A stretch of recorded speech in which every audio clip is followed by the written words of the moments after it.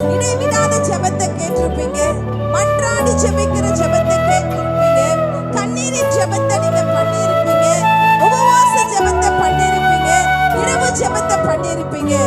இன்றைக்கு தேவன் என்னோட கூட பேசின வார்த்தை bold prayer.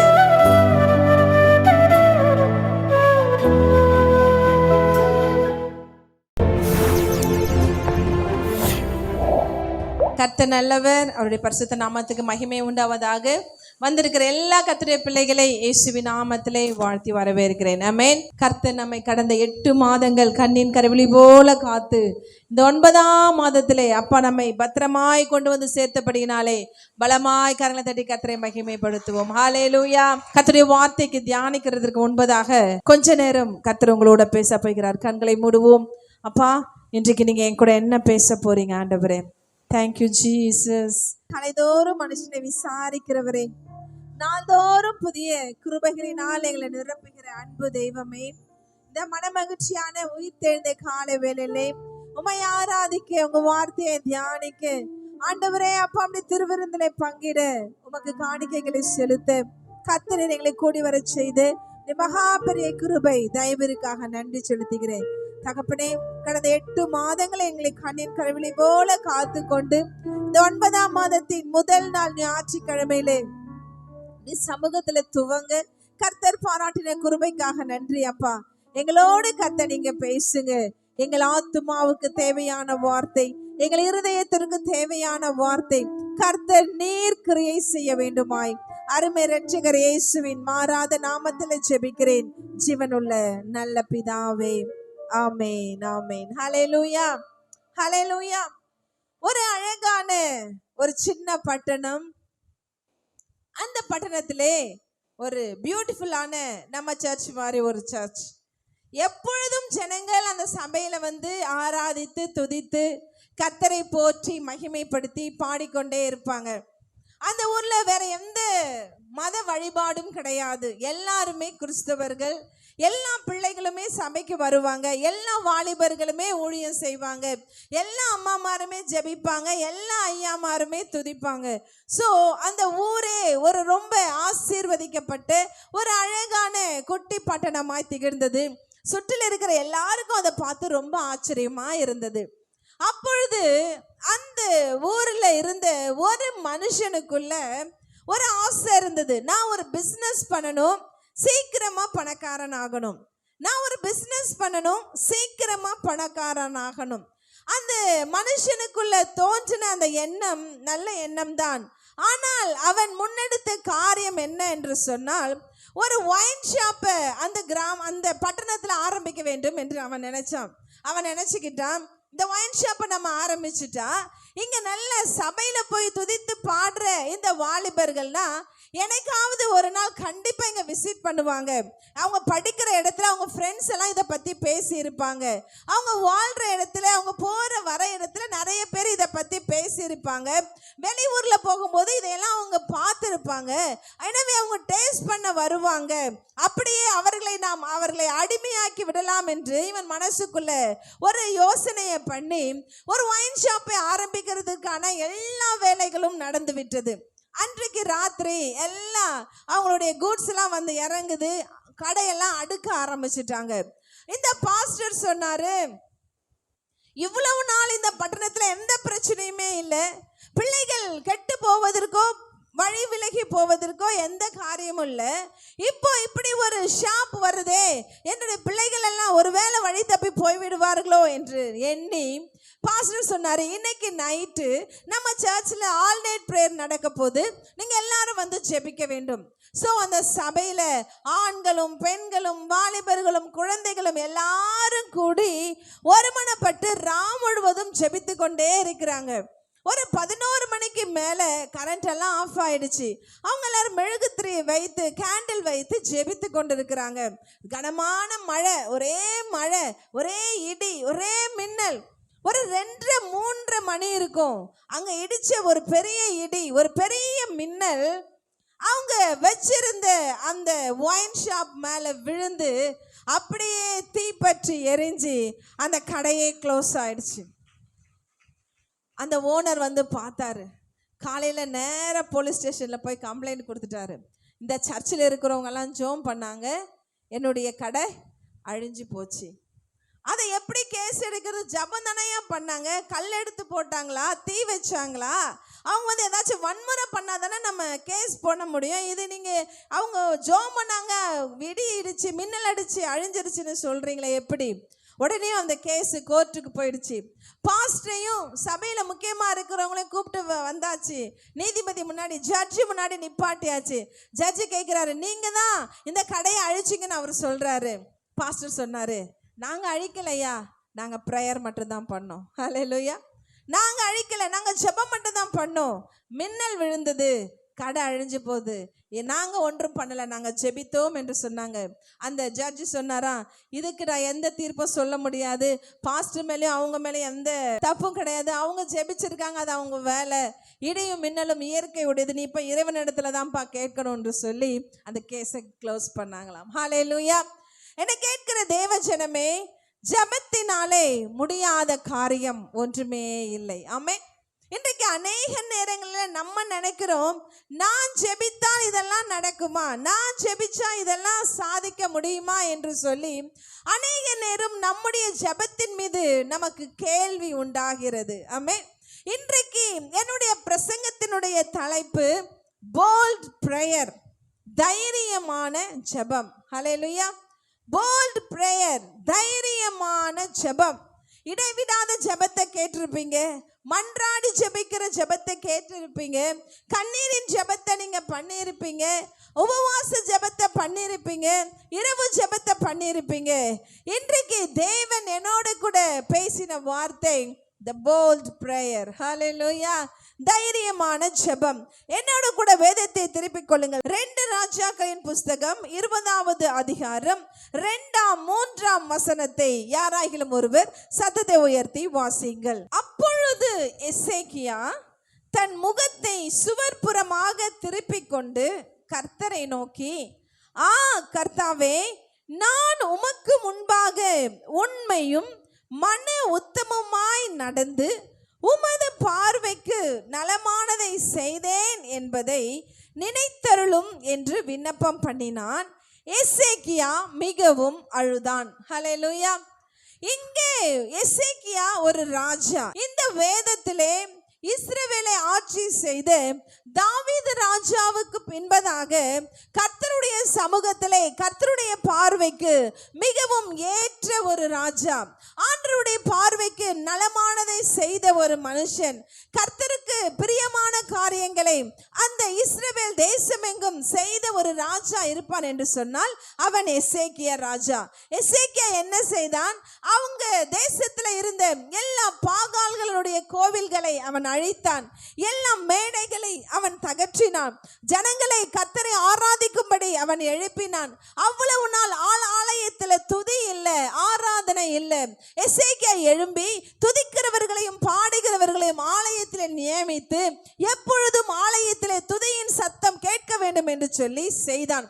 இப்படிப்பட்ட எசேக்கியா வெறும் 39 வயது, 39 வயது ஆன அந்த நாளிலே இப்போ ஏசாயா தீர்க்கதரிசி அவனிடத்துல வந்து சொல்றான், எசேக்கியா, உன்னுடைய காரியத்தை எல்லாம் சீர்படுத்து, உன்னுடைய காரியத்தை எல்லாம் வீட்டு காரியத்தை எல்லாம் ஒழுங்குபடுத்து, நீ சாக போகிறாய். ஹல்லேலூயா.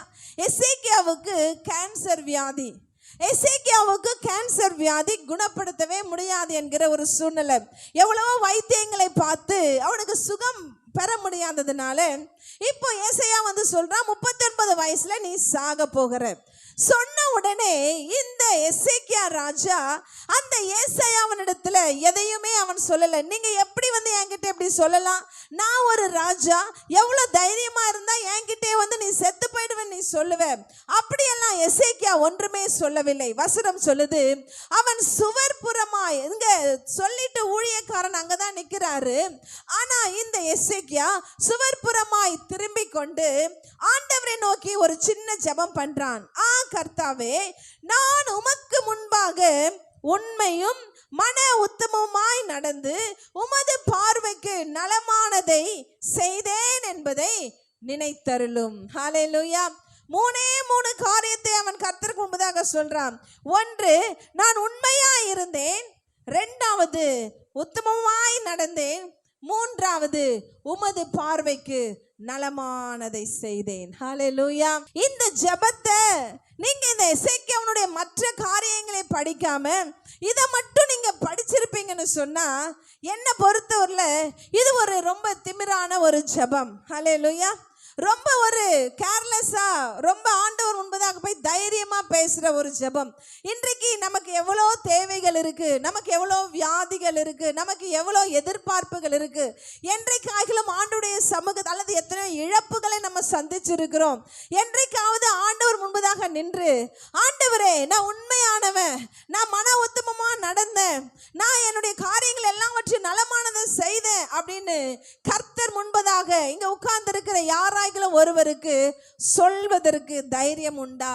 ஹல்லேலூயா. எனக்காவது நம்ம ஆண்டவர்கிட்ட போய் அப்படி சொல்லுவோமா?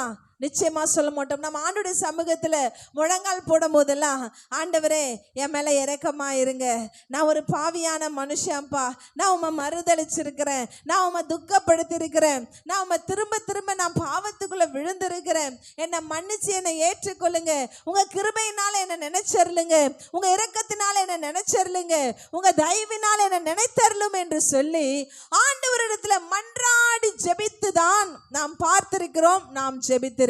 ஹல்லேலூயா. ஆனால் இந்த எசேக்கியா இன்னொன்னு பாருங்க, அவன் சாக போகிறான், அவனுக்கு வியாதி. இந்த 3 வார்த்தையில் அவன் கர்த்தருக்கு முன்பதாக போய், நான் வியாதியா இருக்கிறேன், எனக்கு சுகப்படுத்துங்கன்னு அவன் கேட்கல.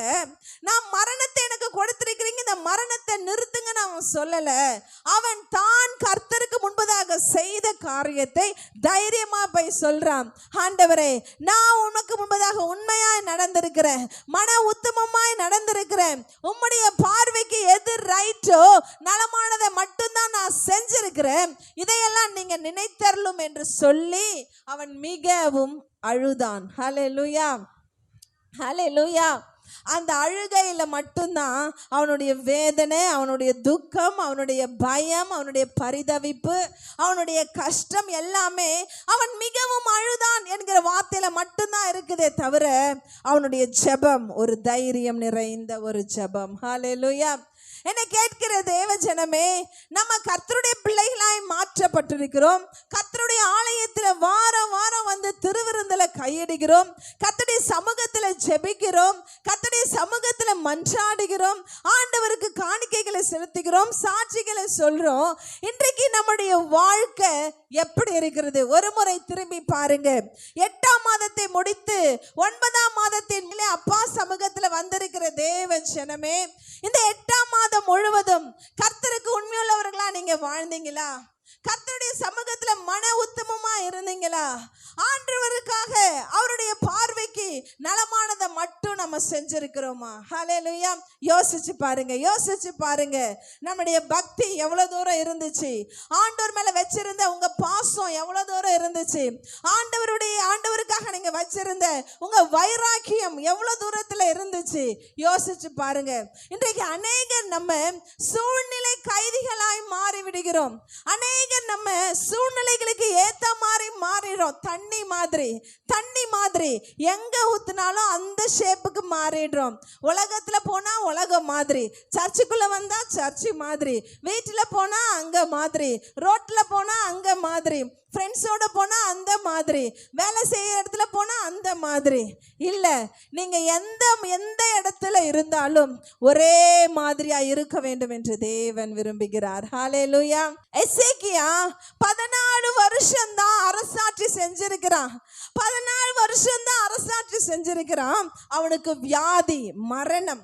ஆனா அந்த 16 வருஷத்துல ஆண்டவர் அவனுக்கு கொடுத்த அந்த 16 வருஷத்துல அவன் தேவனுக்கு பிரியமானதெல்லாம் செஞ்சுட்டு ஆண்டவர் முன்பதாக சாவு வரும் பொழுது நின்று தைரியமா எல்லாவற்றையும் சொல்றான். நான் உத்தமமா நடந்தப்பா, நான் உண்மையா இருந்தேன், நான் நேர்மையா இருந்தேன், எல்லாவற்றையும் நீங்க நினைச்சுக்கோங்கன்னு ஆண்டவர்கிட்ட சவால் விடுகிறான். ஹல்லேலூயா.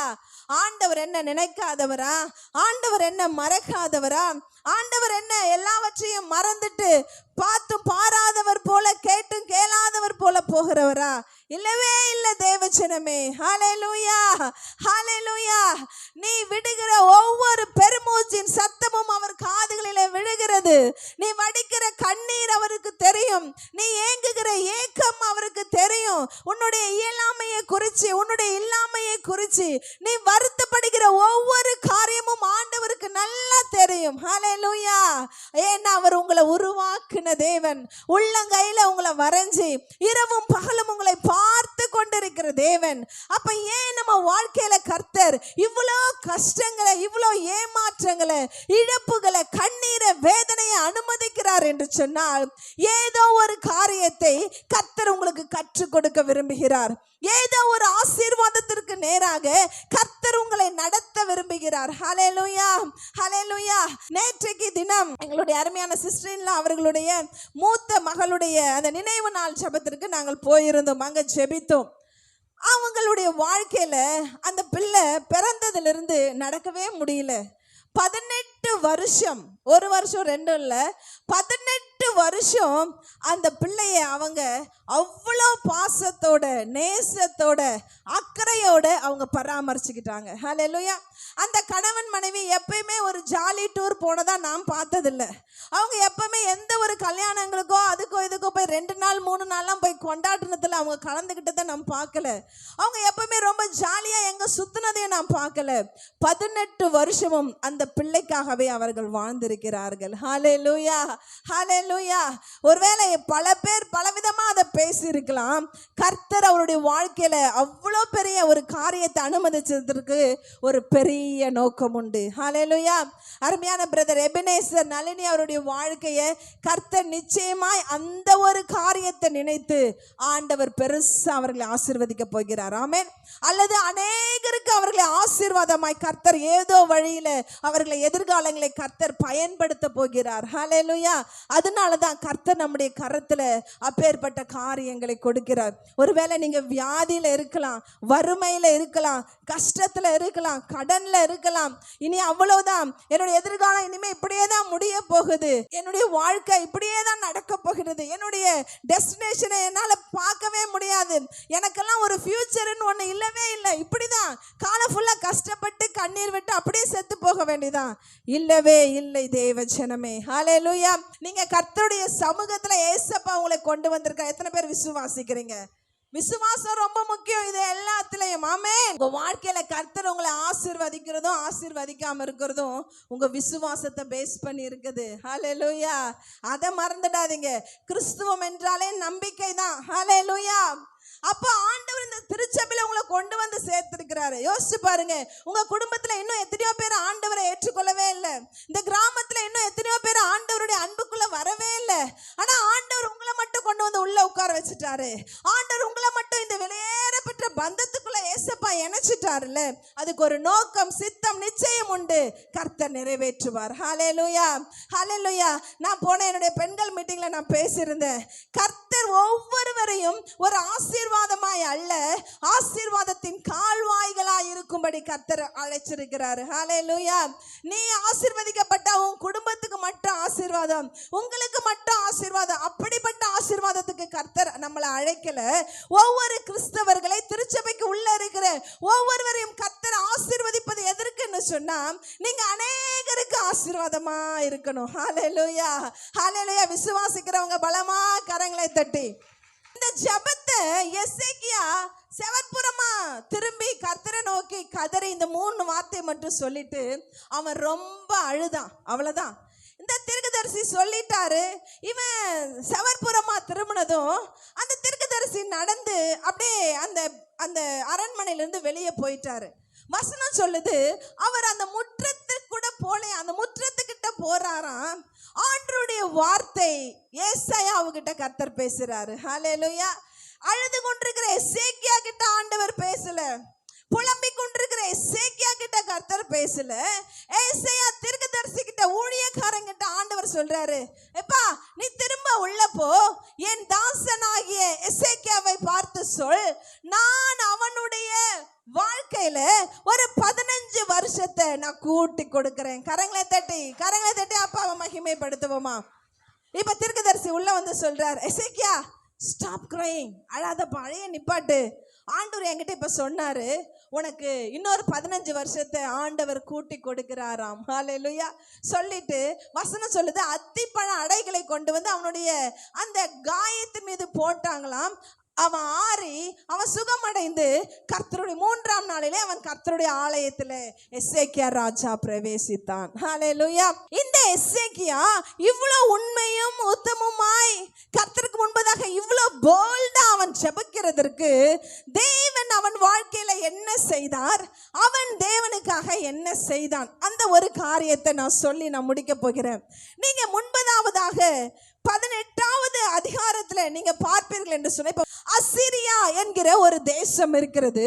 அங்கே சனகரிப் என்கிற ஒரு ராஜா அரசாண்டு கொண்டிருக்கிறான். அவன் ரொம்ப பெயர் பெற்ற ராஜா, ரொம்ப பராக்கிரமசாலி. எந்த நாட்டுக்கு போனாலும் அவங்கள அழிச்சு கொண்டு வந்துருவான். அவன் எங்கேயுமே தோற்று போனதா சரித்திரமே கிடையாது. அந்த சனகரிப் அப்படின்ற பேரை கேட்டாலே கொலை நடங்கும் எல்லா நாட்டுக்காரங்களுக்கும். சனகரிப்பு எதிராக வரான்னு சொன்னாலே எல்லா ராஜாக்களும் ஓடி போய் அவங்கிட்ட மண்டிட்டு, ஐயா நீங்க எங்களை கொலை பண்ணாதீங்க, நாங்க உங்களுக்கு அடிமையா இருக்கிறோம்னு சொல்லி அவங்களே போய் சரண்டர் ஆயிடுவாங்க. அப்படிப்பட்ட அசிரிய ராஜாவில் இருக்கிற ஒரு மனுஷனை அந்த ராஜா இப்ப இஸ்ரவேல் தேசத்துக்கு அனுப்புகிறான். ஹல்லேலூயா. அனுப்புகிற அந்த மனுஷன் பேர் ரப்சாகே. சொல்லுங்க, ரப்சாகே. இந்த ரப்சாகே வரா, ஜனங்கள் எல்லாரும் வண்ணா துறை வண்டையில எல்லாரும் துணி துவச்சுக்கிட்டு பேசிக்கிட்டு நிறைய பேர் இருக்கிறாங்க. அந்த இடத்துல அந்த ரப்சாகே நின்று அவன் பலத்த சத்தமா சொல்றான், இஸ்ரவேல் ஜனங்களே எல்லாரும் என்ன கேளுங்க, நீங்க அசிரியா ராஜாவை நீங்க சேவிக்க வேண்டும், அசிரியா ராஜாவாகிய சனகரிப்புக்கு நீங்க கீழ்ப்படிய வேண்டும். நீங்க சொல்லுங்க, இந்த பூமியில எங்க ராஜாவை எதிர்க்க எவனுக்காவது பலன் இருக்கா? இந்த உலகத்துல வேற எந்த கடவுளாச்சும் அந்த அசிரியா ராஜாவாகிய சனகரிப்பினுடைய கைக்கு இந்த ஜனங்களை தப்புவித்தது இருக்குதா? எங்கேயுமே நீங்க கேள்விப்பட்டிருக்க மாட்டீங்க. நீங்க அழிஞ்சு போகாதீங்க. நீங்க உங்க ராஜாவாகிய எசேக்கியா சொல்ற வார்த்தையெல்லாம் கேட்டுக்கிட்டு உட்கார்ந்து இருக்காதீங்க. நீங்க இப்பொழுதே எழுந்து எங்கள் ராஜாவாகிய சனகரிப்புக்கு முன்பதாக மண்டையிடுங்கள் என்று சொல்லி ரப்சாக்கே சொல்லிட்டு அவங்க கிட்ட பதில் சொல்லும்படி எதிர்பார்க்கிறான். ஹல்லேலூயா. அவன் பேசிக் கொண்டிருக்கிற போதே 2 பேர் ஓடி வந்து எசேக்கியா கிட்ட சொல்லிட்டாங்க, ராஜா இது மாதிரி அசிரியா ராஜா அவனுடைய ஆள் ஒருத்தர் ரப்சாக்கே நின்னு நம்முடைய தேவனை அவன் நிந்தித்து கொண்டிருக்கிறான். உங்க யெகோவா தேவன்லாம் உங்களை காப்பாற்ற மாட்டாரு.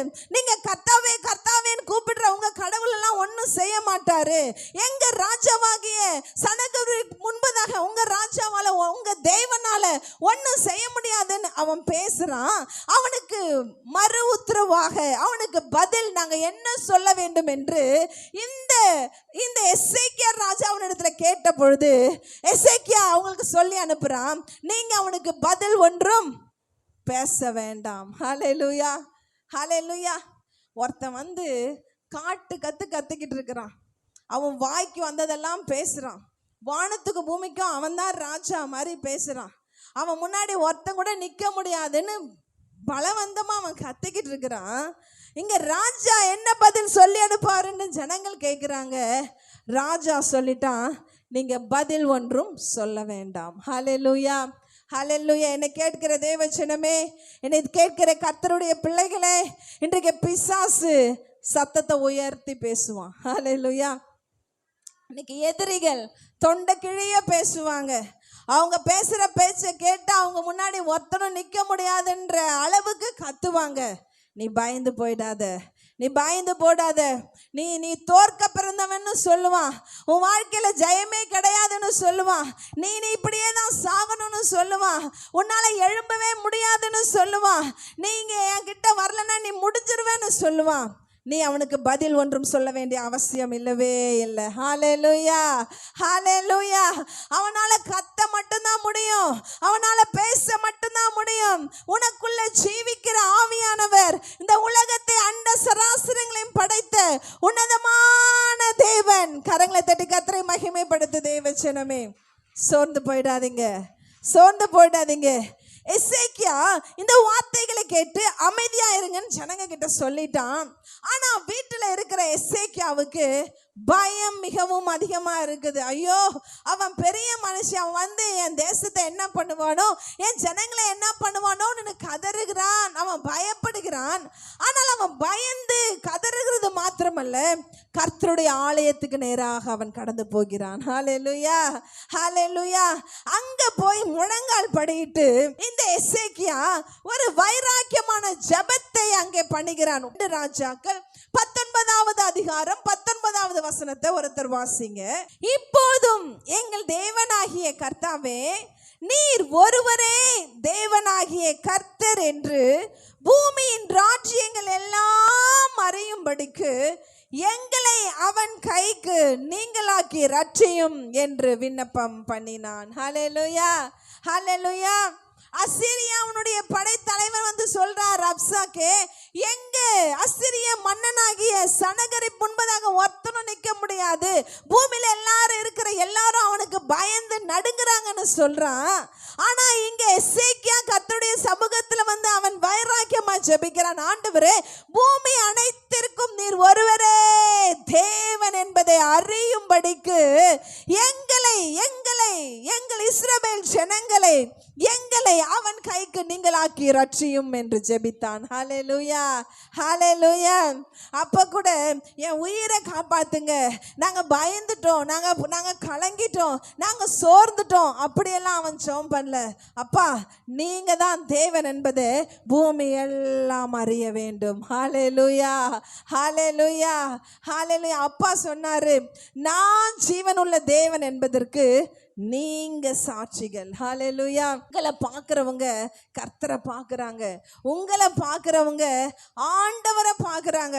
இந்த எசேக்கியா ஜெபிக்கிறான், நீர்தான் தேவன் என்பதை ஜனங்கள் அறியணும். அவ்வளவுதான். அவன் ஜெபம் பண்ணிட்டு வீட்டுக்கு வந்தாச்சு. எசேக்கியா வந்தாச்சு வீட்டுக்கு. ஜனங்கள் எல்லாரும் அந்த ரப்சாக்கே பேச்சை கேட்டு எல்லாரும் அவங்கவுங்க வீட்டுக்கு போயிட்டாங்க. எல்லாரும் மனசுல இப்ப ஒரு போராட்டம் இருக்கு. ராஜா என்ன செய்ய போறாரு, ராஜா என்ன சொல்ல போறாரு, நம்மள பதில் எதுவும் சொல்ல வேண்டாம்னு சொல்லிட்டாரு, அவர் என்ன பண்ண போறாரு, ராஜா என்ன செய்ய போகிறாரு என்று சொல்லி எல்லாரும் யோசித்து கொண்டிருக்கிறார்கள். இந்த எசேக்கியா அரண்மனைக்கு போனா, சாப்பிட்டான், படுத்து என்ன செஞ்சுட்டான், தூங்கிட்டான். ஏன்னா அவனுக்கு ஒரு விசுவாசம், நான் ஜெபிச்சாச்சு, இனி அடுத்து நடக்கிறத என் ஆண்டவர் பார்த்துக்கட்டும். இஸ்ரவேல் ஜனங்களும் வீட்டுக்கு போனாங்க, சாப்பிட்டாங்க, எல்லாரும் தூங்கிட்டாங்க. ஆமென். ஆனால் இந்த அசீரியர்களும் அவனுடைய ராஜாவாகிய சனகரிப்பும் சேர்ந்து பாளையம் இறங்குகிறார்கள். அந்த இஸ்ரவேலை சுற்றிலும் பாளையம் இறங்கி ரவுண்ட் கட்டி எல்லாரும் அந்த பாளையத்துல இருக்கிறாங்க. அவங்க யோசிக்கிறாங்க, நம்ம எல்லாம் ரெடி ஆயிக்கலாம், ஈவினிங் எல்லாரும் ரெடி ஆயிக்கலாம், நம்மளுடைய எல்லா ஆயுதங்களும் ரெடி பண்ணிக்கலாம், நம்ம எல்லாரும் நம்ம ட்ரெஸ் எல்லாம் நல்லா போட்டுக்கலாம், பொழுது விடியட்டும். சொல்லுங்க, பொழுது விடியட்டும்.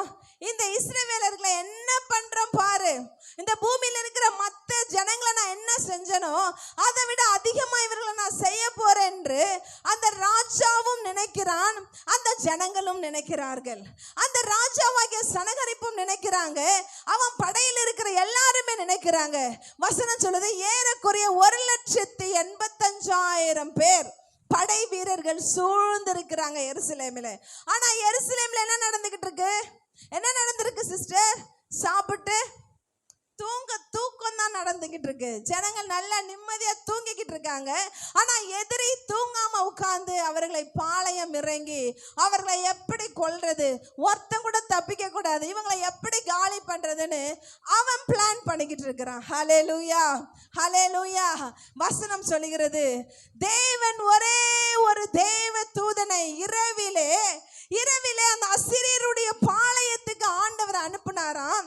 அந்த தூதன் இறங்கி 1,85,000 போர் வீரர்களை ஒரே வாழ்வீச்சில் அடிச்சு முடிச்சுட்டான. கரங்களை பலமா தட்டி கர்த்தரை மகிமைப்படுத்து தேவஜனமே.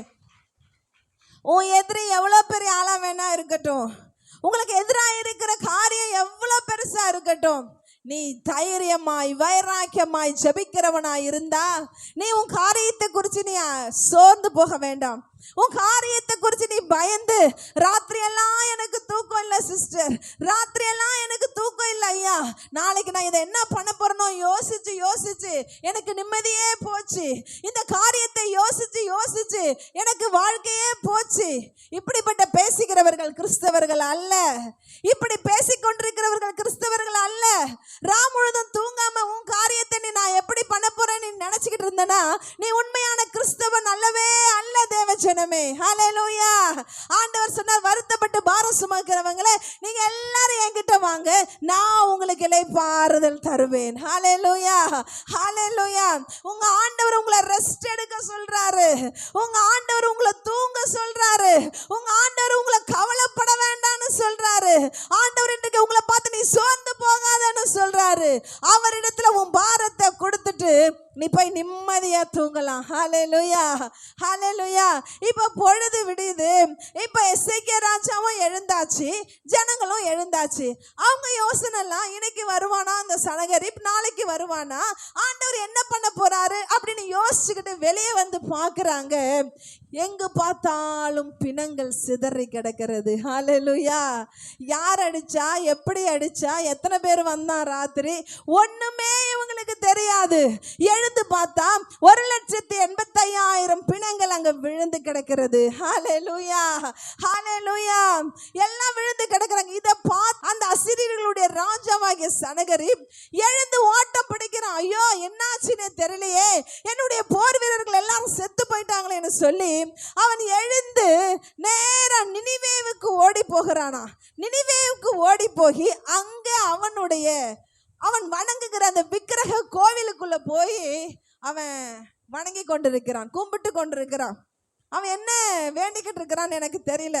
என் ஊர்ல எல்லாரும் சேர்த்துட்டாங்க, என்ன மட்டுமாச்சு நீ காப்பாத்துன்னு அவன் அங்க வேண்டிக் கொண்டிருக்கிறான். வசனம் சொல்லுது, அந்த சனகரிப்பினுடைய 2 பசங்க, அவன் வயிற்றில் பிறந்த 2 பிள்ளைகள் நேரா அந்த கோவிலுக்குள்ள வந்து அவங்க அப்பாவை ஒரே வெட்டா போட்டு, பெற்ற பிள்ளைகள் அவனை வெட்டி போட்டு அந்த ராஜ்யத்தை கைப்பற்ற அவர்கள் போய்விட்டார்களாம். ஹல்லேலூயா. இன்றைக்கு நிறைய பேர் சொல்லுவாங்க, என் பிரச்சனை எவ்வளோ பெருசு தெரியுமா, எனக்கு இருக்கிற கடன் எவ்வளோ பெருசு தெரியுமா, எனக்கு எதிராக எழும்பி வந்திருக்கிற அந்த மனுஷன் எவ்வளோ பெரிய ஆளு தெரியுமா. இன்றைக்கு அநேக நேரம் நாம் பிசாசை மேன்மைப்படுத்தி கொண்டிருக்கிறோம், பிரச்சனைகளை மேன்மைப்படுத்தி கொண்டிருக்கிறோம். ஆனால் உன்னையும் என்னையும் உருவாக்கின தேவன் எவ்வளவு பெரியவர் என்பதை சொல்ல நம்ம மறந்து போகிறோம் அநேக நேரங்களிலே. ஹல்லேலூயா. என் சூழ்நிலை நான் அப்படி பேசிட்டேன், மாதிரி என்னால வைராக்கியமா இருக்க முடியல. இல்ல தேவஜனமே, நீ ஆண்டவருக்காக எழும்பிப்பார். நீ ஆண்டவரிடத்துல உன்னை நீ முற்றிலுமாய் ஒப்பு கொடுத்து பார். நீ கர்த்தருடைய சமூகத்துல 100% உன்னை சரண்டர் பண்ணி பாருங்க. தேவன் உங்க வாழ்க்கையில செய்கிற காரியங்கள் மகத்துவம் உள்ளதா இருக்கும். ஹல்லேலூயா. இந்த எசேக்கியா ராஜா வேற யாரையும் ஹெல்ப்புக்கெல்லாம் அவன் கூப்பிடவே இல்லை. வேற யாருக்கும் அவன் லஞ்சம் கொடுக்கல. அவன் யாரையும் வந்து எங்களுக்கு உதவி செய்யுங்களேன், இவ்வளோ பேர் எங்களுக்கு எதிராக வந்திருக்கிறாங்கன்னு அவன் பேசவே இல்லை. அவன் ஜெபித்தான், போய் தூங்கி விட்டான். அவன் கர்த்தருடைய சமூகத்துல பிரச்சனைகளை சொன்னா, போய் தூங்கிட்டான். கர்த்தர் அவனுக்காக ஒரே ஒரு தூதனை அனுப்பி சர்வ சேனைகளையும் கர்த்தர் முறியடித்தார். ஹல்லேலூயா, ஹல்லேலூயா. எசேக்கியாவின் தேவன் இன்றைக்கு உங்கள் தேவனாய் இருக்கிறார். எசேக்கியாவின் தேவன் இன்றைக்கு உங்கள் தேவனாய் இருக்கிறார். சோர்ந்து போகாதீங்க, சோர்ந்து போகாதீங்க. இப்படி கர்த்தருக்காக வைராக்கியமாய் வாழ்ந்தவன், ஆண்டவருக்காக பக்தி வைராக்கியம் பாராட்டினவன் தான் இந்த எசேக்கியா. ஆமென். அதனாலதான் அவனுக்கு சாவு வருகிறது என்று சொன்ன பொழுது கர்த்தருடைய சமூகத்துல வந்து அவனால தைரியமா நிற்க முடிஞ்சது. கர்த்தருடைய சமூகத்துல வந்து அவனால துணிகரமாய் சொல்ல முடிந்தது, ஆண்டவரே நான் உண்மை உள்ள மனுஷன், நான் மன உத்தமமாய் நடந்த மனுஷன், ஆண்டவரே நான் உம்முடைய பார்வைக்கு நலமானதை மட்டும் செய்த ஒரு மனுஷன் என்பதை நினைத்தருளும் என்று அவன் ஜெபித்தான். ஹல்லேலூயா. இந்த தைரியமான ஜெபத்திற்கு கர்த்தர் செகண்ட்ல, அந்த செகண்ட்ல இன்ஸ்டன்டா அவனுக்கு பதில கொடுத்தார். அதே நிமிஷத்துல பதில் கொடுத்தார். இப்பதான் ஊழியக்காரன் வந்து சொல்லிட்டு போறான், நீ செத்துருவேன். ஆனா ஆண்டவர் சொல்றாரு, அவன் முற்றத்தை தாண்டறதுக்குள்ள என் பிள்ளைக்கு நான் 15 வருஷத்தை கூட்டி தருகிறேன். ஹல்லேலூயா, ஹல்லேலூயா. அந்த 20ஆம் அதிகாரம் முடியும் பொழுது வசனம் சொல்லுது, இந்த எசேக்கியா ராஜா நல்லா ஆட்சி செய்து அந்த 12 வருடங்கள் நிறைவு பெற்ற போது அவன் தன் பிதாக்களோட மரித்து அடக்கம் பண்ணப்பட்டான். 21ஆம் அதிகாரம் முதல் வசனம் ஆரம்பிக்கிறது, அவனுடைய குமாரனாகிய மனாசே அவனுடைய ஸ்தானத்திலே ராஜாவானான். ராஜாவாகிற போது மனாசேக்கு 12 வயது. ஹல்லேலூயா, ஹல்லேலூயா. அப்ப நான் யோசிச்சு பார்த்தேன், இந்த 15 வருஷத்தை கர்த்தர் கூட்டி கொடுத்தார்ல, அதுக்கு முன்னாடி இந்த 16 வருஷம் இந்த ராஜா ஆட்சி செய்து வாழ்ந்திருக்கிறான். அப்பொழுது எசேக்கியாவுக்கு பிள்ளை இல்லாமல் இருந்திருக்கிறது. எசேக்கியாவுக்கு பிள்ளைகள் இல்லை. கர்த்தர் அந்த 15 வருஷத்தை கூட்டி கொடுத்த பொழுது அவனுக்கு ஒரு குமாரன் பிறந்திருக்கிறான். அவன் பெயர் மனாசே. ஹல்லேலூயா, ஹல்லேலூயா. இவன் செத்த பொழுது அவனுக்கு 12 வயது. இந்த அவனுடைய குமாரனாகிய மனாசே அவன் தகப்பன் ஸ்தானத்திலே ராஜாவானான்.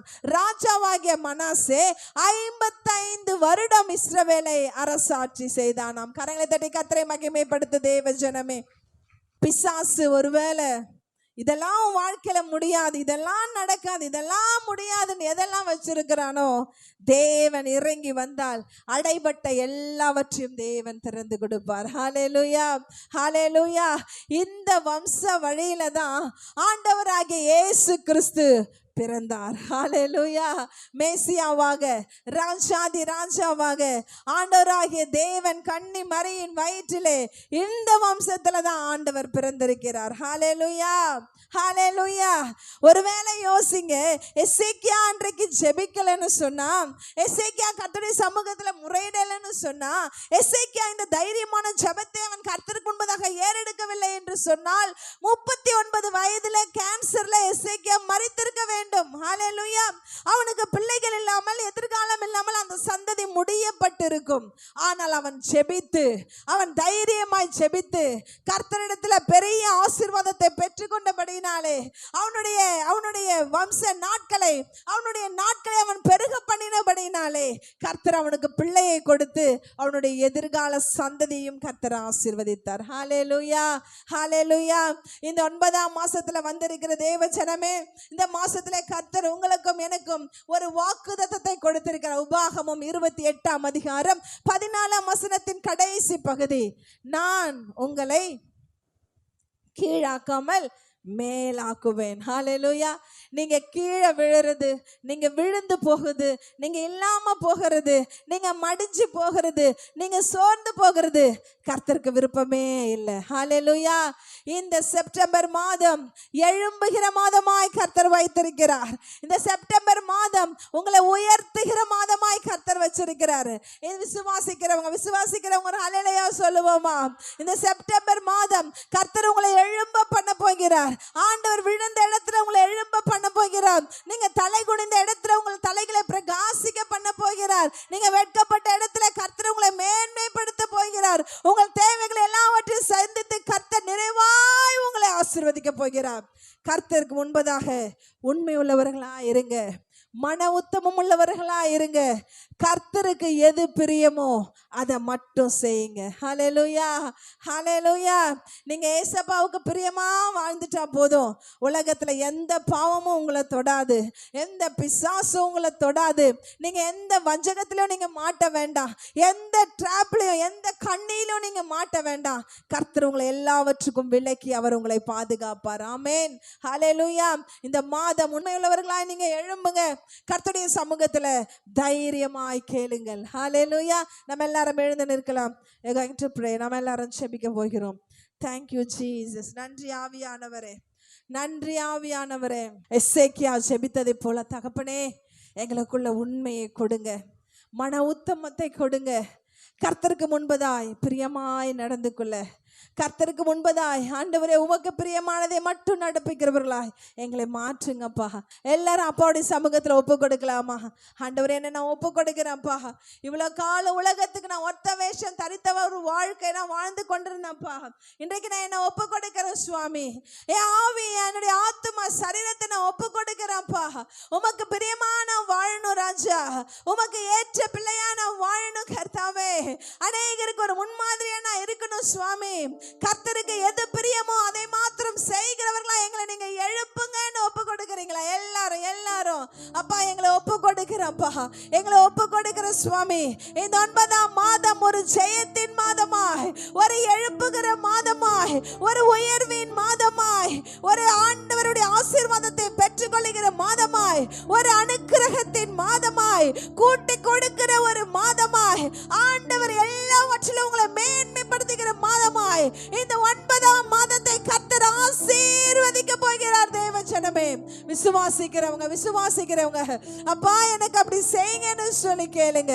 ஆவியான தேவனே நன்றியோடு துதிக்கிறோம். எங்களோடு நீர் இடைப்பட்ட நல்ல வார்த்தைகளுக்காக நன்றி செலுத்துகிற அப்பா. நம்முடைய பிள்ளைகள் சோர்ந்து போயிருக்கிறாங்க அப்பா, மன உளைச்சலுக்குள்ள இருக்கிறாங்க சுவாமி, வேதனையில அகப்பட்டு கொண்டிருக்கிறாங்கப்பா. பிசாசு சின்ன சின்ன காரியங்களை மலை போல காட்டி உடைய பிள்ளைகளை பிரமிக்க பண்ணி கொண்டிருக்கிறான். உங்க பிள்ளைகளை ஆண்டவரே அவன் கலங்க பண்ணி கொண்டிருக்கிறான். இயேசுவின் நாமத்திலே எல்லா அந்தகார சக்திகளை, இருளின் ஆவியின் கிரியைகளை நசரேயனாகிய இயேசுவின் நாமத்திலே கடிந்து அப்புறப்படுத்தி ஜெபிக்கிறப்பா. உனக்கு விரோதமாய் ஒரு வழியாய் வருகிறவர்கள் 7 வழியாய் ஓடி போவார்கள் என்று சொன்னீரப்பா. யாக்கோபுக்கு விரோதமான மந்திரவாதம் இல்லை, இஸ்ரவேலுக்கு விரோதமான குறி சொல்லுதல் இல்லை என்று நாங்கள் வாசிக்கிறோமே. உம்முடைய பிள்ளைகளுக்கு விரோதமாய் எந்த காரியங்களும் வராதபடிக்கு உம்முடைய இரத்த கோட்டைக்குள்ளே கர்த்தர் மறைத்துக் கொள்ள வேண்டுமா ஜெபிக்கிறப்பா. உம்முடைய பிள்ளைகள் இந்த நாளிலே எந்தெந்த காரியங்களுக்காக உம்முடைய சமூகத்தில் ஜெபிக்கிறார்களோ, மன்றாடுகிறார்களோ, இயேசுவின் நாமத்திலே வானத்தின் பலகடைகளை திறந்து உம்முடைய பிள்ளைகளை நீர் ஆசீர்வதிக்க வேண்டுமா நான் ஜெபிக்கிறேன். அவர்கள் தேவைகள் எல்லாம் சந்திக்கப்படட்டும்ப்பா. அவருடைய எதிர்பார்ப்புகள் எல்லாவற்றையும் கர்த்தர் நீர் கொடுக்க வேண்டுமாய் ஜெபிக்கிறேன். எங்களை தாழ்த்தி ஒப்பு கொடுக்கிறேன். உம்முடைய கிருபையினால, உம்முடைய இரக்கத்தினால மூடி மறைத்துக் கொள்ளுங்க. இந்த 9ஆம் மாதத்திலே கர்த்தருக்கு உண்மை உள்ள ஜனங்களாய் வாழ எங்கள் ஒவ்வொருவரையும் கர்த்தர் நீர் சுத்திகரிக்க வேண்டுமாய் ஜெபிக்கிறேன்ப்பா. பிசாசு ஒரு நாளும் எங்களுடைய மூளையை அவனுடைய சிங்காசனமாய் மாற்றாதபடிக்கு இயேசுவின் நாமத்திலே கர்த்தர் நீர் மறைத்துக் கொள்ள வேண்டுமாய் ஜெபிக்கிறேன். இரத்த கோட்டைக்குள்ள எங்களை மறைத்துக் கொள்ளுங்க. தாழ்த்தி ஒப்பு கொடுக்கிறப்பா, கிருபையாய் நடத்துங்க. அருமை இரட்சகர் இயேசுவின் நல்ல நாமத்திலே ஜெபிக்கிறேன் ஜீவனுள்ள நல்ல பிதாவே. ஆமென், ஆமென், ஆமென்.